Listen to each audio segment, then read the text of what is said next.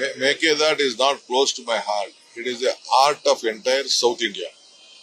Mekedad is a project which helped Tamil Nadu more than Karnataka because we are committed to leave 177 point whatever the TMC has been ordered by the Supreme Court and whatever is there, that we are committed to leave. ನಮಸ್ಕಾರ ಸ್ನೇಹಿತರೆ. ರಾಜಧಾನಿ ಬೆಂಗಳೂರು ಸೇರಿದಂತೆ ದಕ್ಷಿಣ ಕರ್ನಾಟಕಕ್ಕೆ ಮತ್ತೆ ದೊಡ್ಡ ಮಟ್ಟದ ಕಂಟಕ ಎದುರಾಗಿದೆ.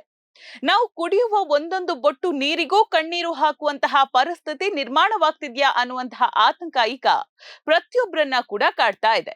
ಹೌದು, ಕೋಟಿ ಕೋಟಿ ಜನರ ಸಂಜೀವಿನಿ ಕಾವೇರಿಯ ಹಕ್ಕಿನ ವಿಚಾರದಲ್ಲಿ ಈಗ ಮತ್ತೆ ಬೃಹತ್ ಸಂಘರ್ಷದ ಬೆಂಕಿ ಹೊತ್ತಿಕೊಂಡಿದೆ. ಒಂದ್ ಕಡೆ ಭೀಕರ ಬರಗಾಲ, ಮತ್ತೊಂದ್ ಕಡೆ ತಮಿಳುನಾಡಿನ ಅನ್ಯಾಯದ ಒತ್ತಡ. ಹಾಗಾದ್ರೆ ಈ ಬಾರಿಯ ಕಾವೇರಿ ಕದನದಲ್ಲಿ ಆಗ್ತಾ ಇರುವಂತಹ ಅಸಲಿ ರಾಜಕೀಯ ಆಟ ಏನು? ಈ ಗಂಭೀರ ಪರಿಸ್ಥಿತಿಯ ಸಂಪೂರ್ಣ ವಿವರ ಇಲ್ಲಿದೆ ನೋಡಿ. ನಿಮ್ಗೆಲ್ಲ ಗೊತ್ತಿರುವ ಹಾಗೆ ಮೊನ್ನೆ ತಾನೇ ಕಾವೇರಿ ನೀರು ನಿಯಂತ್ರಣ ಸಮಿತಿ 15 ದಿನಗಳ ಕಾಲ ದಿನಕ್ಕೆ 3500 ಕ್ಯೂಸೆಕ್ಸ್ ಅಂದ್ರೆ ಸುಮಾರು 4.5 ಟಿಎಂಸಿ ನೀರನ್ನ ತಮಿಳುನಾಡಿಗೆ ಹರಿಸಬೇಕು ಅಂತ ಹೇಳಿ ಶಿಫಾರಸು ಮಾಡಿತು. ಕರ್ನಾಟಕ ಇದರ ವಿರುದ್ಧ ಕಾವೇರಿ ನೀರು ನಿರ್ವಹಣಾ ಪ್ರಾಧಿಕಾರಕ್ಕೆ ಮೇಲ್ಮನವಿಯನ್ನ ಸಲ್ಲಿಸಿತು. ಆದ್ರೆ ಇವತ್ತು ಪ್ರಾಧಿಕಾರ ಕೂಡ ತಮಿಳುನಾಡಿನ ಪರವಾಗಿ ಆದೇಶವನ್ನ ನೀಡಿದೆ. ನೀವು ನೀರು ಬಿಡ್ಲೇಬೇಕು ಅಂತ ರಾಜ್ಯದ ಮೇಲೆ ಮತ್ತೆ ಒತ್ತಡವನ್ನ ಹೇರಿದೆ. ಆದ್ರೆ ನಮ್ಮ ರಾಜ್ಯದ ಇಂದಿನ ಪರಿಸ್ಥಿತಿ ಏನು ಹಾಗಾದ್ರೆ? ನಾವು ಐತಿಹಾಸಿಕ ಬರಗಾಲದ ಸುಳಿಯಲ್ಲಿ ಇದ್ದೇವೆ. ನಮ್ಮಲ್ಲಿ ಕೃಷಿಗಾಗಿರ್ಲಿ, ಕುಡಿಯೋದಕ್ಕಾಗಿರ್ಲಿ ನೀರಿಲ್ಲದಂತಹ ಒಂದು ಆಹಾಕಾರದ ಪರಿಸ್ಥಿತಿ ಈಗ ಎದುರಾಗಿದೆ. ಉದಾಹರಣೆಗೆ ಕೆಆರ್ಎಸ್ ಡ್ಯಾಮ್ ನ ಸಾಮರ್ಥ್ಯ 49 ಟಿಎಂಸಿ, ಆದ್ರೆ ಪ್ರಸ್ತುತ ಇರೋದು ಬರೀ 17 ಟಿಎಂಸಿ ನೀರು ನಮ್ಮಲ್ಲಿ. ಅದರಲ್ಲಿ 5 ಟಿಎಂಸಿ ಡೆಡ್ ಸ್ಟೋರೇಜ್ ನೀರು ಆವಿಯಾಗೋದು ಮತ್ತು ಲೀಕೇಜ್ ಕಳೆದ್ರೆ ಸಿಗೋದು ಇಲ್ಲಿ ಬರೀ 10 ಟಿಎಂಸಿ ನೀರು ಮಾತ್ರ. ಬರೀ ಬೆಂಗಳೂರಿನ ಕುಡಿಯುವ ನೀರಿಗೆ ತಿಂಗಳಿಗೆ 2 ಟಿಎಂಸಿ ನೀರು ಬೇಕು. ಹೀಗಿರುವಾಗ ತಮಿಳುನಾಡಿಗೆ ನೀರು ಎಲ್ಲಿಂದ ತರಬೇಕು ನಾವು? ಇತ್ತ ತಮಿಳುನಾಡು ಸರ್ಕಾರ ತನ್ನ ರಾಜ್ಯದಲ್ಲಿ ಬರಗಾಲ ಸೂಚನೆ ಇದ್ರೂ ಅಲ್ಲಿನ ರೈತರಿಗೆ ಕುರುಬೈ ಮತ್ತು ಸಾಂಬಾ ಬೆಳೆಗಳನ್ನ ಬೆಳೆಯೋದಕ್ಕೆ ಪ್ರೋತ್ಸಾಹವನ್ನ ಕೊಡ್ತು. ಹೆಕ್ಟೇರ್ ಗಟ್ಟಲೆ ಬೆಳೆ ಬೆಳೆದು ಈಗ ನಮ್ಮ ಬೆಳೆ ಒಣಗ್ತಾ ಇದೆ ಅಂತ ಹೇಳಿ ಕರ್ನಾಟಕ ನೀರು ಬಿಡ್ತಿಲ್ಲ ಅಂತ ಹೇಳಿ ಪ್ರಾಧಿಕಾರದ ಮುಂದೆ ಹೋಗಿ ನಿಂತ್ಕೊಂಡಿದ್ದಾರೆ. ನಮ್ಗೆ 9 ಟಿಎಂಸಿ ನೀರಿನ ಅಭಾವ ಇದೆ ಅಂತ ವಾದ ಮಾಡಿ ಪ್ರಾಧಿಕಾರದಿಂದ ಆದೇಶವನ್ನು ಪಡ್ಕೊಂಡಿದ್ದಾರೆ. ಪ್ರಾಧಿಕಾರ ತಮಿಳುನಾಡು ವಾದಕ್ಕೆ ಮನ್ನಣೆ ನೀಡ್ತಾ ಇದ್ದಂತೆ ಇತ ಕರ್ನಾಟಕದಲ್ಲಿ ಜನಾಕ್ರೋಶ ಮುಗಿಲು ಮುಟ್ಟಿದೆ. ರೈತರು ಮತ್ತು ಕನ್ನಡ ಪರ ಸಂಘಟನೆಗಳು ಈಗಾಗಲೇ ಬೀದಿಗಿಳಿದು ಹೋರಾಟವನ್ನ ಆರಂಭಿಸಿದ್ದಾರೆ. 2016ರಲ್ಲಿಯೂ ಇಂತಹದ್ದೇ ಹಿಂಸಾಚಾರ ನಡೆದು ಸುಮಾರು 25 ಮಂದಿ ಪ್ರಾಣವನ್ನ ಕಳ್ಕೊಂಡಿದ್ರು. ಈಗ ಮತ್ತೆ ಪರಿಸ್ಥಿತಿ ಕೈಮೀರ್ತಾ ಇದ್ದು ರಾಜ್ಯದಾದ್ಯಂತ ಶೀಘ್ರದಲ್ಲೇ ಕರ್ನಾಟಕ ಬಂದ್ ದಿನಾಂಕ ಕೂಡ ಘೋಷಣೆ ಮಾಡೋದಕ್ಕೆ ಹೋರಾಟಗಾರರು ಈಗ ಸಜ್ಜಾಗಿ ನಿಂತಿದ್ದಾರೆ. ಈ ಎಲ್ಲಾ ಬೆಳವಣಿಗೆಗಳು ಇತ್ತೀಚೆಗಷ್ಟೇ ಅಧಿಕಾರ ವಹಿಸಿಕೊಂಡಿರುವಂತಹ ಸಿಎಂ ಡಿಕೆ ಶಿವಕುಮಾರ್ ಅವರಿಗೆ ಬಹುದೊಡ್ಡ ಸವಾಲಾಗಿ ಇಲ್ಲಿ ಪರಿಣಮಿಸಿದೆ. ಈಗಾಗಲೇ ಅವರು ರೈತರಿಗೆ ಡ್ಯಾಮ್ ನೀರು ನಂಬಿ ಕೃಷಿ ಮಾಡಬೇಡಿ ಅಂತ ಹೇಳಿದ್ದಾರೆ. ಮೊದಲು ಕುಡಿಯುವ ನೀರಿಗೆ ಆದ್ಯತೆಯನ್ನ ಕೊಡಿ, ಆನಂತರ ಕೃಷಿಗೆ ಕೊಡಿ ಅಂತ ಹೇಳಿ ಅವರು ಸ್ಪಷ್ಟವಾಗಿ ಹೇಳಿದ್ರು. ಡ್ಯಾಮ್ ನ ನೀರನ್ನ ನಂಬಿ ಯಾರು ಕೂಡ ಕೃಷಿ ಮಾಡಬೇಡಿ ಅನ್ನುವಂತಹ ಒಂದು ಸೂಚನೆಯನ್ನ ಸಿಎಂ ಡಿಕೆ ಶಿವಕುಮಾರ್ ಅವರು ಕೊಟ್ಟಿದ್ರು. ಆದ್ರೆ ಈಗ ಈ ಒಂದು ನೀರಿನ ವಿಚಾರಕ್ಕೆ ಸಂಬಂಧಪಟ್ಟಂತೆ ನೀರು ಬಿಡದಿದ್ರೆ ಕಾನೂನು ತೊಡಗು, ನೀರು ಬಿಟ್ರೆ ರಾಜ್ಯದಲ್ಲಿ ಜನಾಕ್ರೋಶ. ಹಾಗಾಗಿ ಈ ಇಕ್ಕಟ್ಟಿನಲ್ಲಿ ರಾಜ್ಯ ಸರ್ಕಾರ ಈಗ ಸಿಕ್ಕಾಕೊಂಡಿದೆ. ಈಗ ರಾಜ್ಯ ಸರ್ಕಾರ ಸುಪ್ರೀಂ ಕೋರ್ಟ್ ನ ಮೊರೆ ಹೋಗೋದಕ್ಕೂ ಕೂಡ ನಿರ್ಧಾರವನ್ನ ಮಾಡಿದೆ. ಇದೆಲ್ಲದರ ನಡುವೆ ಕಾವೇರಿ ರಾಜಕೀಯದಲ್ಲಿ ಅತ್ಯಂತ ರೋಚಕ ಬೆಳವಣಿಗೆಯೊಂದು ಕೂಡ ನಡೀತಾ ಇದೆ. ಅಂದ್ರೆ ತಮಿಳುನಾಡಿನಲ್ಲಿ ರಾಜಕೀಯ ಪಕ್ಷ ಕಟ್ಟಿ ಈಗಷ್ಟೇ ಹೊಸದಾಗಿ ಸಿಎಂ ಆಗಿ ಅಧಿಕಾರ ವಹಿಸಿಕೊಂಡಿರುವಂತಹ ತಮಿಳು ನಟ ಟಿವಿಕೆಯ ಅಧ್ಯಕ್ಷ ವಿಜಯ್ ಅವರು ಬರುವ ಆಗಸ್ಟ್ 3ರಂದು ಕರ್ನಾಟಕಕ್ಕೆ ಆಗಮಿಸ್ತಾ ಇದ್ದಾರೆ. ಹಳೆ ಕಾಲದ ತಮಿಳುನಾಡು ಸಿಎಂಗಳಂತೆ ರಾಜಕೀಯ ಲಾಭಕ್ಕೆ ಭಾವನಾತ್ಮಕವಾಗಿ ಕಾವೇರಿ ವಿಚಾರ ಬಳಸಿಕೊಳ್ಳದೆ ಚರ್ಚೆಗೆ ಇವರು ಮುಂದಾಗಿರೋದು ದೊಡ್ಡ ಕುತೂಹಲವನ್ನ ಕೂಡ ಮೂಡಿಸಿದೆ. ಇತ್ತ ಕರ್ನಾಟಕದಲ್ಲಿ ಕೂಡ ಹೊಸದಾಗಿ ಮುಖ್ಯಮಂತ್ರಿಯಾದಂತಹ ಡಿಕೆ ಶಿವಕುಮಾರ್ ಇದ್ರೆ, ಅತ್ರ ತಮಿಳುನಾಡಿನಲ್ಲಿ ಹೊಸದಾಗಿ ಸಿಎಂ ಆಗಿರುವಂತಹ ವಿಜಯ್ ಇದ್ದಾರೆ.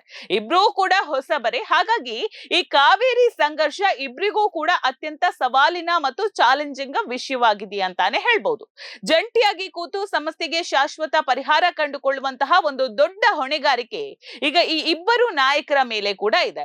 ತಮಿಳುನಾಡಿನ 9 ಜಿಲ್ಲೆಗಳ 40 ವಿಧಾನಸಭಾ ಕ್ಷೇತ್ರಗಳಲ್ಲಿ ಕಾವೇರಿ ವಿಚಾರವೇ ಚುನಾವಣೆಯ ನಿರ್ಣಾಯಕ ಶಕ್ತಿ ಅಂತಾನೆ ಹೇಳ್ಬಹುದು.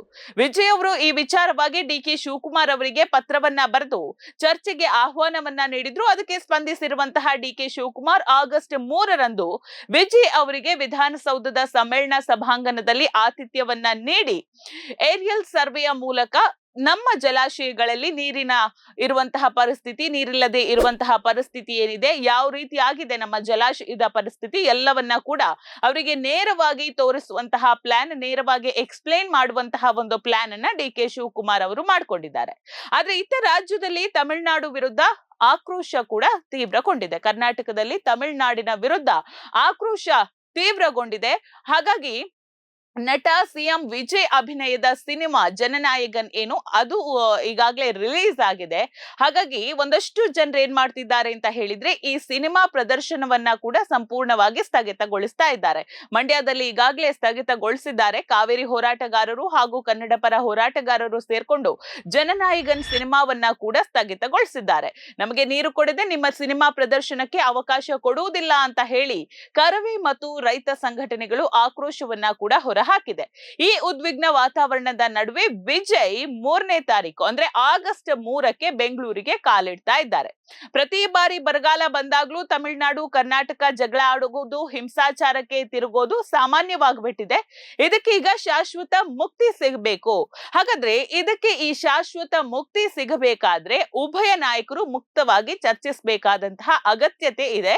ವಿಶೇಷವಾಗಿ ಮೇಕೆದಾಟು ಸಮತೋಲನ ಜಲಾಶಯದ ಯೋಜನೆಯಿಂದ ತಮಿಳುನಾಡಿಗೂ ಸಂಕಷ್ಟದ ಸಮಯದಲ್ಲಿ ಅನುಕೂಲ ಆಗ್ಲಿದೆ ಅನ್ನೋದನ್ನ ವಿಜಯ್ ಅವರಿಗೆ ಮನವರಿಕೆ ಮಾಡಿಕೊಡುವಂತಹ ಒಂದು ಸುವರ್ಣ ಅವಕಾಶ ಈಗ ಡಿ ಕೆ ಶಿವಕುಮಾರ್ ಅವರಿಗೆ ಸಿಕ್ಕಿದೆ. ಇಬ್ರು ನಾಯಕರು ಕೂಡ ಒಟ್ಟಾಗಿ ಕೂತು ಮಾತುಕತೆಯ ಮೂಲಕ ಈ ಒಂದು ಸಮಸ್ಯೆಯನ್ನ ಬಗೆಹರಿಸಿಕೊಂಡ್ರೆ ಅದಕ್ಕಿಂತ ಒಂದು ದೊಡ್ಡ ಖುಷಿಯ ವಿಚಾರ ಬೇರೆ ಯಾವುದೂ ಇಲ್ಲ ಅಂತಲೇ ಹೇಳ್ಬಹುದು.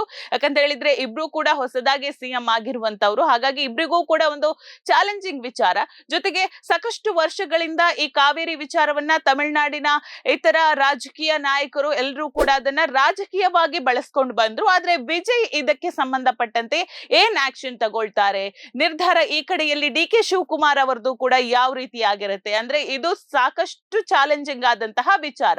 ಇದರ ಮೇಲೆ ಅವರ ಅಭಿಮಾನಿಗಳಿರಬಹುದು, ರಾಜಕೀಯ ನಾಯಕರಿರಬಹುದು, ಒಂದಷ್ಟು ಜನ ಇದರ ಮೇಲೆ ಈಗ ಏನಾಗತ್ತೆ ಅನ್ನುವಂತಹ ಕುತೂಹಲದಿಂದ ಕೂಡ ಕಾಯ್ತಾ ಇದ್ದಾರೆ. ಹಾಗಾಗಿ ಸರ್ವಪಕ್ಷ ಸಭೆಯನ್ನ ಕೂಡ ಡಿ ಕೆ ಶಿವಕುಮಾರ್ ಅವರು ಕರೆದಿದ್ದಾರೆ ಅಭಿಪ್ರಾಯವನ್ನ ಕೇಳಿ. 3ನೇ ತಾರೀಕಿಗೆ ವಿಜಯ್ ಬರ್ತಾರೆ ಕರ್ನಾಟಕಕ್ಕೆ, 2ನೇ ತಾರೀಕಿಗೆ ಸರ್ವಪಕ್ಷ ಸಭೆಯನ್ನ ಕೂಡ ಡಿ ಕೆ ಶಿವಕುಮಾರ್ ಅವರು ಕರೆದಿದ್ದಾರೆ.